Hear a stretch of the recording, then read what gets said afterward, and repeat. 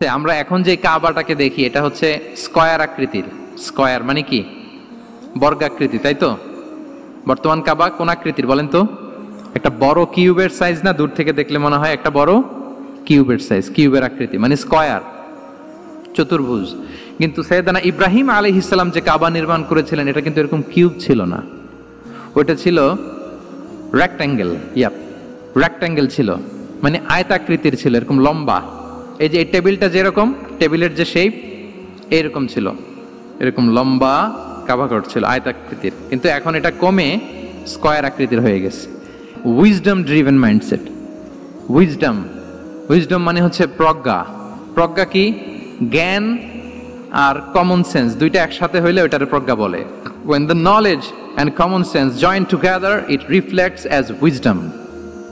আপনার জ্ঞান এবং আপনার কমন সেন্স একসাথে হইলে ওটা উইজডম হয়ে যায়। রাসূল সাল্লাল্লাহু আলাইহি ওয়াসাল্লাম ছিলেন প্রজ্ঞায় সমৃদ্ধ এক মননের অধিকারী।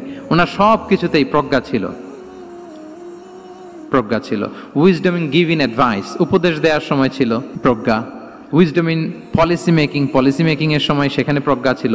Wisdom in action strategic plan, কোনো স্ট্র্যাটেজিক প্ল্যানের ক্ষেত্রে প্রজ্ঞা ছিল। রাসূল সাল্লাল্লাহু আলাইহি ওয়াসাল্লাম একই প্রশ্নের উত্তর এক একজনকে এক একভাবে দিতেন। অনেক সাহাবারা জিজ্ঞেস করতেন যে রাসূলুল্লাহ একই প্রশ্ন, একে বললেন এইটা, ওরে বললেন ওইটা, ওরে বললেন আরেকটা, এটা কেন? তো রাসূল সাল্লাল্লাহু আলাইহি ওয়াসাল্লাম বললেন যে আমি জানি ওর কিসে ঘাটতি, আমি জানি ওর কি প্রয়োজন, আমি জানি ওকে কোন নাসিহাটা দিলে কাজ করবে, ফলে এক একজনকে আমি এক একভাবে ক্লারিফাই করেছি। আল্লাহু আকবার। This is called wisdom.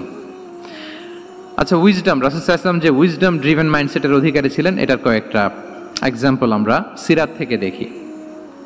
Mecca বিজয় হয়েছে কত হিজরিতে? কত? অষ্টম হিজরিতে যখন মক্কা বিজয় হলো তখন রাসূল সাল্লাল্লাহু আলাইহি ওয়াসাল্লাম আম্মাজান আয়েশার সাথে গল্প করছিলেন আর বলছিলেন, আয়েশা, লাউলা হাদাসাতু আহদি কওমিকা বিল কুফরি লানাকাতুল কাবাতা ওয়ালা জাআলতুহা আলা আসাসি ইব্রাহিম। আয়েশা, তোমার এই মক্কাবাসী, তোমার এলাকার লোকজন যদি একটা কেওস সৃষ্টি না করতো তাহলে কাবার যে আসল শেপ, আমি ওই আসল শেপে এটাকে ফেরত নিতাম, কিন্তু নিতে গেলে এখন একটা ঝামেলা বাঁধবে, এজন্য নিব না। আমরা এখন যে কাবাটাকে দেখি এটা হচ্ছে স্কয়ার আকৃতির। স্কয়ার মানে কি? বর্গাকৃতি, তাই তো? বর্তমান কাবা কোন আকৃতির বলেন তো? একটা বড় কিউবের সাইজ না? দূর থেকে দেখলে মনে হয় একটা বড় কিউবের সাইজ, কিউবের আকৃতি মানে স্কয়ার, চতুর্ভুজ। কিন্তু সৈয়দনা ইব্রাহিম আলাইহিস সালাম যে কাবা নির্মাণ করেছিলেন এটা কিন্তু এরকম কিউব ছিল না, ওটা ছিল রেক্ট্যাঙ্গেল। রেক্ট্যাঙ্গেল ছিল, মানে আয়তাকৃতির ছিল, এরকম লম্বা। এই যে এই টেবিলটা যেরকম, টেবিলের যে শেপ এরকম ছিল, এরকম লম্বা কাবা ঘর ছিল আয়তাকৃতির। কিন্তু এখন এটা কমে স্কয়ার আকৃতির হয়ে গেছে। এর কারণটা কি? কাবা একবার ওখানে অগ্নিকাণ্ড ঘটার কারণে ধ্বংস হয়েছিল, ফলে কাবাকে আবার রিনোভেশন করা লেগেছিল, পুনর্নির্মাণ। তো কুরাইশরা সিদ্ধান্ত নিয়েছিল কাবা পুনর্নির্মাণে আমরা কোনো হারাম টাকা ইউজ করব না, যার কাছে যত হালাল টাকা আছে নিয়ে আসা হলো। কিন্তু হালাল টাকা যতটুকু জমা হয়েছে এটা দিয়ে পুরো কাবা নির্মাণ হয় না, অর্ধেক হয়। ফলে কাবা যে আয়তাকৃতির ছিল সেটা না হয়ে গেছে কি বলেন? বর্গাকৃতির, মানে স্কয়ার। ওই স্কয়ার কাবাই আজ পর্যন্ত রয়ে গেছে। কিন্তু ওই যে আয়তক্ষেত্রের যে শেপের মধ্যে যতটুকু জায়গা বাকি ছিল ওইখানে দেখবেন একটা ক্রিসেন্টের মতো আছে, হেজরে ইসমাইল, হাতিমে কাবা বলে। ওইটার ভিতরে নামাজ পড়া আর কাবার ভিতরে নামাজ পড়া একই হুকুম। ওইটার ভিতরে নামাজ পড়া আর কাবার ভিতরে নামাজ পড়া কি একই হুকুম। ফলে ওই হাতিমের ভেতরে ফরজ সালাত আদায় হয় না, নফল সুন্নাত পড়া যায়। এমনকি কাবার ভেতরেও ফরজ সালাত আদায় করলে আদায় হবে না, কারণ নামাজের ফরজের মধ্যে একটা ফরজ হচ্ছে ইলা জিহাতিল কাবা, টু দ্য ডাইরেকশন অফ কেবলা। আপনার কেবলা মুখী হইতে হবে না। আপনি তো কাবার ভিতরে ঢুকে গেছেন, এখন কাবা কোন দিকে? কাবা তো নাই, বের হইতে হবে। বের হয়ে কাবা মুখী হলে সালাত হবে। I think you got the point.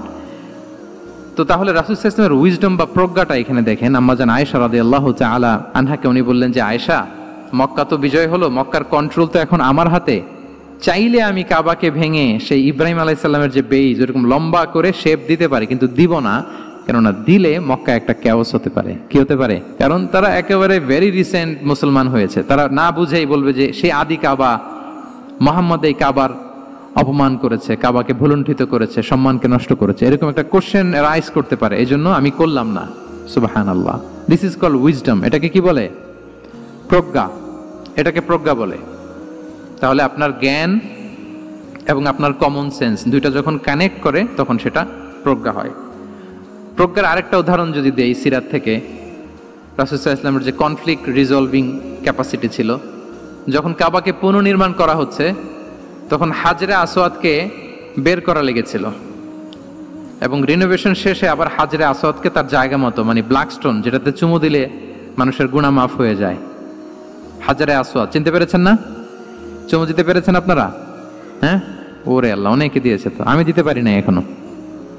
ওখানে যে ভিড় থাকে, ওই ধাক্কা ধাক্কি করে মনে হয় যে না, হজ বা উমরার যে মূল এসেন্স বা স্পিরিট ওইটা বোধহয় নষ্ট হয়ে যায়। এই জন্য অনেকবার ট্রাই করেও, এবার আমার সাথে একটা 8 জনের গ্রুপ ছিল, খুব নাদুস নুদুস লম্বা চূড়া, তো বলতেছে শাহেক আপনার কোনো টেনশন করা লাগবে না, আসেন। তো ওরা যে যেরকম ধাক্কা ধাক্কি শুরু করছে ওইটা দেখি আমার আর সাহস হয় নাই। বলছে যে ভাই আমি মাফও চাই, দোয়াও চাই, আমার করা লাগবে না, ওই দূর থেকে ইশারা দিলেই হবে। তো এটা অনেকে ভুল করে ফেলে। অনেক বোনেরা যাদের জন্য হেজাব নিকাব মেনটেন করা হচ্ছে ফার্জ, পর্দার কোনো বালাই নাই, পুরুষের সাথে ধাক্কা ধাক্কি করে তার শরীর মিশে যাচ্ছে, গা মিশে যাচ্ছে, ধাক্কা ধাক্কি করে একটা সুন্নতের জন্য ফরজকে স্যাক্রিফাইস করে ফেলতেছে। মানে ফোকাস ঠিক নাই আর কি, কোথায় যে কোনটা করতে হবে ওইটাই ভুলে গেছে। তো এই হাজরে আসওয়াদ পাথরকে আবার জায়গা মতো রাখতে হবে। এখন কে রাখবে এই নিয়ে মারামারি মক্কায়। বড় বড় 4টা গোত্র বলে, এই গোত্র বলে আমি রাখবো, এই গোত্র বলে আমি রাখবো, আরেক গোত্র বলে রক্তের গঙ্গা বইয়ে দেব মক্কায়, কিন্তু এই সম্মান অন্যকে নিতে দিব না, কারণ ইটস ভেরি প্রেস্টিজিয়াস ইস্যু। যা আমাদের গোত্র এই ব্ল্যাক স্টোন হাজরে আসওয়াদকে নিয়ে জায়গা মতো রেখেছে, এটা কাউকে দিব না। তো সবাই যখন মারমুখী, তখন আল্লাহ রাসূল সাল্লাল্লাহু আলাইহি ওয়া আলিহি ওয়াসাল্লাম তিনি সমাধান দিলেন যে মারামারির দরকার নাই, একটা চাদর নিয়ে আসো। নিয়ে আসা হলো। 4 গোত্রের 4 লিডারকে বললেন চাদরের 4 কোণা ধরো। 4 জন 4 কোণা ধরলো। রাসূল সাল্লাল্লাহু আলাইহি ওয়াসাল্লাম তিনি পাথরটা নিয়ে মাঝখানে রাখলেন। এবার 4 নেতাকে বললো আসো, জাতীয় 4 নেতা চলে আসো, কাবার সামনে চলে আসলো। এরপরে আল্লাহ রাসূল সাল্লাল্লাহু আলাইহি ওয়াসাল্লাম ওনার মোবারক হাত দিয়ে, বরকতময় হাত দিয়ে হাজরা আসওয়াদকে নিয়ে নিজ হাতে রাখলেন। এবার সবাই হ্যাপি, কারণ অংশগ্রহণ করতে পারছে। আসলে মূল স্ট্যাটাস কিন্তু চলে গেছে রাসূলের দিকে, নাকি? ওরা তো এটা টাচও করতে পারে নাই, পারছে? ওরা চাদর ধরেই হ্যাপি, কিন্তু পাথরটা ধরেছিল কে? রাসূল সাল্লাল্লাহু আলাইহি ওয়াসাল্লাম। চাদরে রেখেছিল কে? রাসূল সাল্লাল্লাহু আলাইহি ওয়াসাল্লাম। চাদর থেকে নিয়ে আবার কাবা ঘরে সেট করেছিল কে? রাসূলুল্লাহ সাল্লাল্লাহু আলাইহি ওয়া আলিহি ওয়াসাল্লাম। এভাবে উনি কনফ্লিক্ট রিজলভ করতেন থ্রু হিজ উইজডম, ওনার প্রজ্ঞার মধ্য দিয়ে। আমরা যদি তায়েফের ঘটনা দেখি, রক্তাক্ত হয়েছেন, পাহাড়রক্ষী ফেরেশতারা এসে বলেছে রাসূলুল্লাহ জাস্ট অর্ডার করেন, আমরা কোলাপস করব এমন ভাবে the entire Taif city will be collapsed, একেবারে স্ম্যাশ করে দিব, পাউডার হয়ে যাবে। রাসূল সাল্লাল্লাহু আলাইহি ওয়াসাল্লাম বললেন না, বাল আরজু আন ইউখরিজাল্লাহু মিন আসলাবিহিম মান ইয়াবুদুল্লাহ ওয়াহদাহ ওয়া লা ইউশরিকু বিহি শাইআ। তিনি বললেন না, ওদেরকে ধ্বংস করে দিও না, ওদেরকে ধ্বংস করলে লা ইলাহা পড়বে কে? সুবহানাল্লাহ। কি উইজডম ড্রিভেন ছিলেন উনি। উনি বলেন যে আমি আশা করি, প্রত্যাশা রাখি, দোয়া করি যে ওরা আমাকে প্রত্যাখ্যান করেছে, কিন্তু ওদের যে নেক্সট জেনারেশন ওরা সাক্ষী দেবে আশহাদু আল্লাহ ইলাহা ইল্লাল্লাহ ওয়া আশহাদু আন্না মুহাম্মাদার রাসূলুল্লাহ। এবং তাই হয়েছে। এখন তায়েফে যান, চারদিক থেকে আল্লাহু আকবার ধ্বনিতে মুখরিত তায়েফ, এবং এত চমৎকার শহর, এটা একটা ট্যুরিস্ট ডেস্টিনেশন হয়ে গেছে। সৌদি আরবিয়াতে যারা যায়, তায়েফ না গেলে লোকদের ভালো লাগে না। ঠান্ডা, সবুজ শ্যামল, রেইনফল হয়, ফলমূল পাওয়া যায়। আব্দুল্লাহ ইবনে আব্বাস রাদিয়াল্লাহু তাআলা আনহুর স্মৃতিধন্য মসজিদ আছে, অনেকগুলো ইউনিভার্সিটি আছে, ইসলামিক ইনস্টিটিউশন আছে। এই যে নয়নাভিরাম তায়েফ, এটা রাসূল সাল্লাল্লাহু আলাইহি ওয়াসাল্লামের উইজডমের ফসল, ঠিক কিনা বলেন? ওই দিন যদি রাগের চোটে বলতো যে হ্যাঁ দাও, স্ম্যাশ করে দাও, তাইলে এই যে যারা শাহাদা পড়েছে, মুসলিম হয়েছে, এটা কিন্তু হতো না। তাহলে এটা হচ্ছে রাসূল সাল্লাল্লাহু আলাইহি ওয়াসাল্লামের প্রজ্ঞার একটা উদাহরণ। আর একটা উদাহরণে যাই। রাসূল সাল্লাল্লাহু আলাইহি ওয়াসাল্লাম যখন আকাবার দ্বিতীয় শপথ করে ফেললেন ইয়াসরিববাসীর সাথে, তখনও মদিনা হয়নি। তো তখন মদিনাবাসী বলল যে রাসূলুল্লাহ, আপনি তো এখনো হিজরত করবেন না, তো আমাদেরকে কোরআন শিখাবে কে, সালাত শিখাবে কে? আপনি একজন দায়ী পাঠান, আমাদের সাথে একজন টিচার দেন। রাসূল সাল্লাল্লাহু আলাইহি ওয়াসাল্লাম তখনও মদিনাতে হিজরতে যাননি, আমাদের সাথে একজন দায়ী পাঠাবেন। তো রাসূল সাল্লাল্লাহু আলাইহি ওয়াসাল্লাম একজনকে দায়ী হিসেবে পাঠিয়েছিলেন। বলেন ওই দায়ীর নাম কি? কি নাম? মুসআব ইবনে উমাইর রাদিয়াল্লাহু তাআলা আনহু, যিনি উহুদের যুদ্ধে শহীদ হয়েছিলেন, উনাকে পাঠিয়েছিলেন। দেখেন, উনি আবু বকর রাদিয়াল্লাহু তাআলা আনহুকে পাঠান নাই, পাঠাইছেন ওমর ফারুককে, ওসমান রাদিয়াল্লাহু তাআলা আনহু, আলী রাদিয়াল্লাহু তাআলা আনহু, কাউকে পাঠাইছেন? কারে পাঠালেন?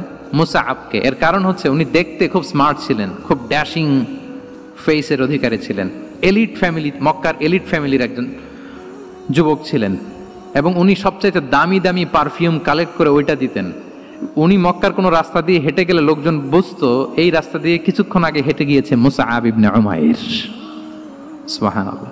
আমরা বাংলায় বলি না যে আগে দর্শনদারি পরে গুণবিচারী, এই কথাটার সাথে পরিচিত আপনারা? আগে দর্শনদারি পরে গুণ বিচারী। আল্লাহ তাআলা এক একজনকে আমাদেরকে এক এক অবয়বে সৃষ্টি করেছেন। হুয়াল্লাযী ইউসাউবিরুকুম ফিল আরহামি কাইফা ইয়াশা। আল্লাহর একটা নাম হচ্ছে তিনি আল মুসাউবির, দ্য ডিজাইনার। মায়ের গর্ভে থাকতেই আমাদের কার চেহারা, কার কণ্ঠস্বর, কার স্কিন কালার, কে কিরকম হব সব ফিক্স তিনি ঠিক করে দিয়েছেন। এটা আল্লাহর দেয়া।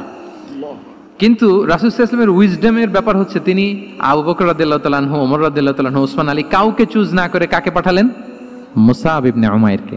যে তাকে দেখলেই সবাই আগে পাগল হয়ে যায়, মানে ইমপ্রেস হয়ে যায়। হ্যাঁ, ফার্স্ট ইমপ্রেশনটা তার খুব ভালো, খুব ভালো। উনি মুসআব ইবনে উমাইরকে পাঠালেন, এবং যেই প্ল্যান সেই কাজ। উনি যে পুরো মদিনা কাঁপায় ফেলছেন, মাশাআল্লাহ।